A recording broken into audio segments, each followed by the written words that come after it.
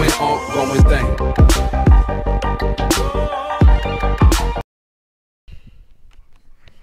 Bismillahirrahmanirrahim. Assalamualaikum warahmatullahi wabarakatuh. Perkenalkan, nama saya Rizal Fandi dengan NIM 721141968. Nah, pada materi kali ini saya akan menjelaskan mengenai pengembangan sistem pada sistem informasi manajemen. Nah, bahasan pertama kita akan membahas mengenai pendekatan sistem. Nah, jadi apa sih yang dimaksud dengan pengembangan sistem? Pengembangan sistem merupakan serangkaian langkah-langkah pemecahan masalah yang memastikan bahwa suatu masalah telah dipahami, solusi-solusi alternatif telah dipertimbangkan, dan bahwa solusi yang dipilih itu berhasil. Bahasan selanjutnya ada urutan langkah-langkah. Nah, tahapan dan langkah-langkah pendekatan sistem. Yang pertama, tahap pertama ada usaha persiapan. Nah, langkah pertamanya kita memandang perusahaan sebagai suatu sistem. Langkah kedua kita mengenali sistem lingkungan. Langkah ketiga kita mengidentifikasi subsistem perusahaan. Lalu untuk tahap kedua usaha definisi. Langkah keempatnya kita bergerak dari tingkat sistem ke subsistem. Lalu untuk langkah kelima kita menganalisa bagian sistem dalam urutan tertentu. Untuk tahap ketiga usaha solusi. Nah, langkah keenam ini kita mengidentifikasi solusi alternatif. Langkah ketujuh kita mengevaluasi solusi alternatif. Langkah ke-8 kita memilih solusi terbaik. Langkah ke-9 kita menerapkan solusi terbaik. Dan langkah ke-10 kita membuat tindak lanjut untuk memastikan bahwa solusi itu efektif. Bahasan selanjutnya ada siklus hidup pengembangan sistem. Nah, jadi pendekatan sistem pada siklus hidup pengembangan sistem ini merupakan sebuah metodologi. Nah, metodologi adalah cara yang direkomendasikan dalam melakukan sesuatu. Nah, pendekatan sistem adalah metodologi dasar dalam memecahkan segala jenis masalah. Nah, siklus hidup pengembangan sistem adalah aplikasi dari pendekatan sistem bagi pengembangan suatu sistem informasi.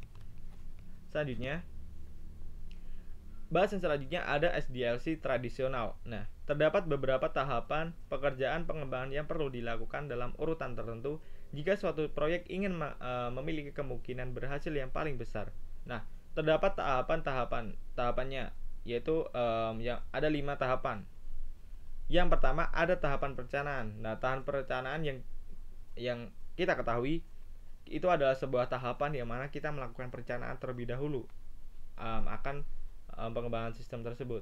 Lalu ada tahap selanjutnya ada tahap analisis. Nah, pada tahap ini kita melakukan analisis terhadap suatu kejadian ataupun suatu masalah. Lalu tahap selanjutnya ada tahap desain. Nah, tahap desain ini kita mendesain suatu pengembangan sistem, kita mendesain terkait dengan adanya pengembangan sistem. Lalu tahap selanjutnya adalah tahap implementasi. Nah, kita ketahui bahwa tahap implementasi ini kita melakukan implementasi atau kita menerapkan pada pengembangan sistem yang ada. Yang terakhir ada tahap penggunaan. Nah, karena pekerjaan di atas mengikuti suatu pola tertentu dan dilaksanakan dengan cara dari atas ke bawah, SDLC tradisional sering disebut sebagai pendekatan air terjun atau waterfall approach.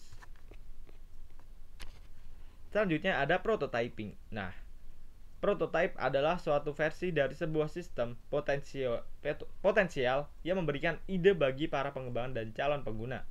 Bagaimana sistem akan berfungsi dalam bentuk yang telah selesai. Nah, untuk proses pembuatan prototype itu disebut dengan prototyping. Nah, jenis-jenis prototype itu ada 2. Yang pertama ada prototype evolusioner dan yang kedua ada prototype persyaratan. Nah, untuk prototype evolusioner terus-menerus disempurnakan sampai memiliki seluruh fungsionalitas yang disebutkan pengguna dari sistem yang baru.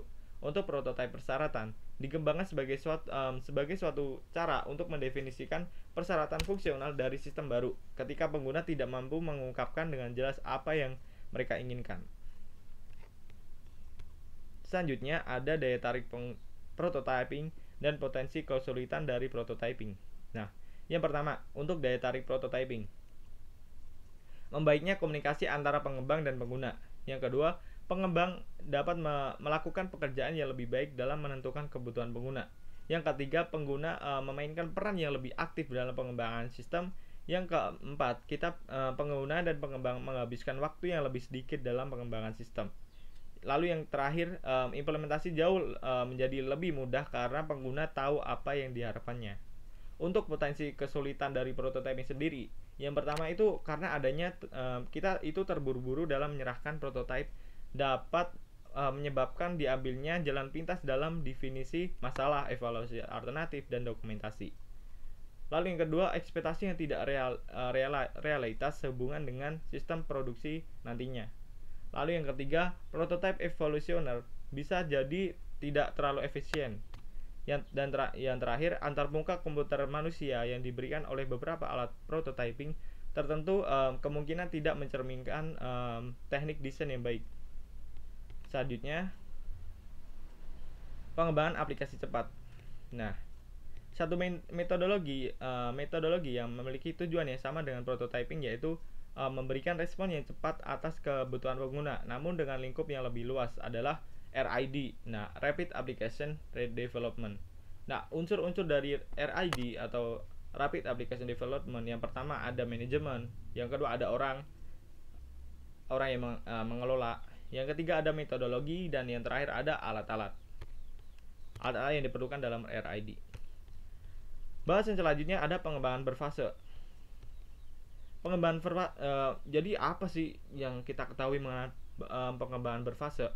Nah, pengembangan berfase ini merupakan suatu pendekatan bagi pengembangan sistem informasi yang terdiri atas 6 tahap. Nah, tahap-tahap pengembangan berfase itu ada 5. Yang pertama, kita melakukan investigasi awal dulu. Yang kedua, kita melakukan analisis. Yang ketiga, kita membuat desain. Lalu yang langkah keempat, kita membuat konstruksi awal. Lalu selanjutnya kita melakukan konstruksi akhir, dan yang terakhir kita melakukan pengajuan dan pemasangan sistem. Selanjutnya, bahasan selanjutnya ada desain ulang proses bisnis. Nah, proses pengerjaan ulang sistem disebut dengan istilah rekayasa ulang, atau disebut juga dengan istilah desain ulang proses bisnis atau BPR. BPR mempengaruhi proses TI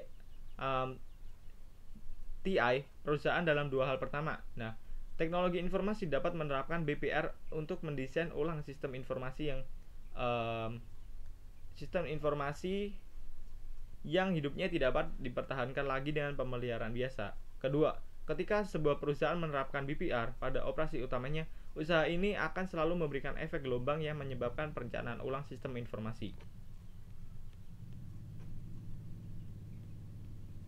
Selanjutnya, selanjutnya ada rekayasa terbalik, ada rekayasa ulang, dan ada pemilihan komponen BPR.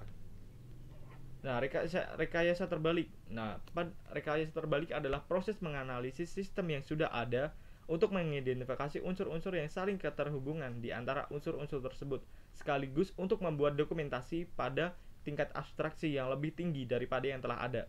Untuk rekayasa ulang, di sini merupakan proses mengikuti SDLC dengan cara normal sambil sekaligus menjalankan di BPR. Nah, untuk pemilihan komponen BPR, mutu fungsionalitas adalah ukuran dari apa yang dikerjakan oleh sistem. Mutu teknis adalah ukuran dari seberapa baik sistem tersebut melaksanakannya. Selanjutnya, ada pemodelan proses. Nah, bahasan selanjutnya ini itu terdapat diagram arus data dan kasus penggunaan. Nah, untuk diagram arus data, suatu diagram arus data adalah penyajian grafis dari sebuah sistem yang mempergunakan 4 bentuk simbol untuk mengilustrasikan bagaimana data mengalir melalui proses-proses yang saling terhubung.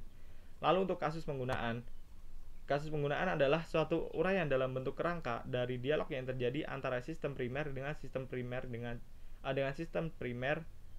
sekunder. Bahasan selanjutnya ada manajemen proyek. Yang pertama kita mengenai steering committee sistem informasi manajemen.